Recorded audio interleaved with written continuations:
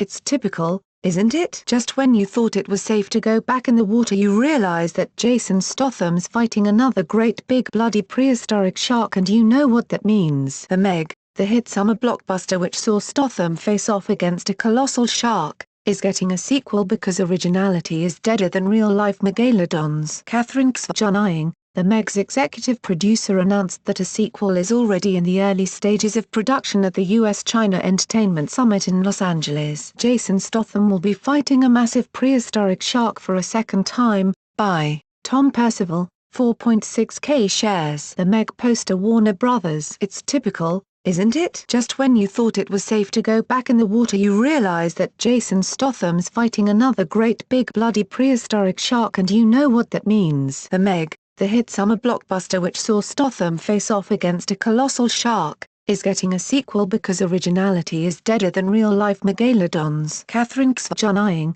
the Meg's executive producer, announced that a sequel is already in the early stages of production at the US-China Entertainment Summit in Los Angeles. Deadline reports owing told Variety. A sequel is definitely the plan. It's still in the very early stages, but we're working on it. We're trying to keep it secret at this time. Here's a tip.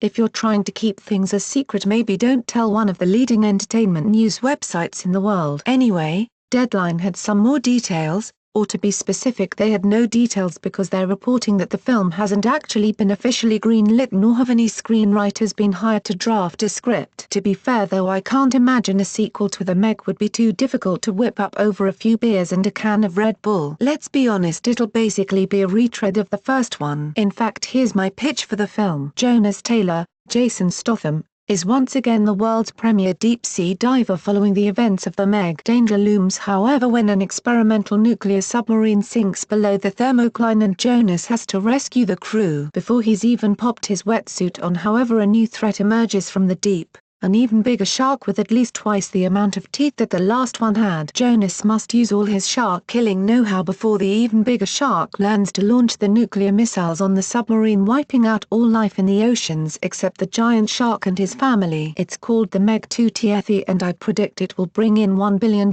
Your move, Warners. In all seriousness, though, the reason The Meg's getting a sequel is that it took a huge bite of the international box office, bringing in $527.8 million, which makes it the most successful US and Chinese co-production ever. This means that a sequel was always pretty much guaranteed, even though the film didn't really do well with critics who thought it was middling at best. In my opinion, The Meg's problem, for the most part, seemed to be that it didn't know what it wanted to be, almost like it wasn't an on-its-own joke. Statham seemed to think he was doing a straight action flick, despite the film's ridiculous premise, and it failed to deliver on its campy promise of a man fighting a 70-feet shark. Here's hoping that with the sequel the filmmakers can embrace the movie's ridiculous premise and give us the B-movie we all deserve.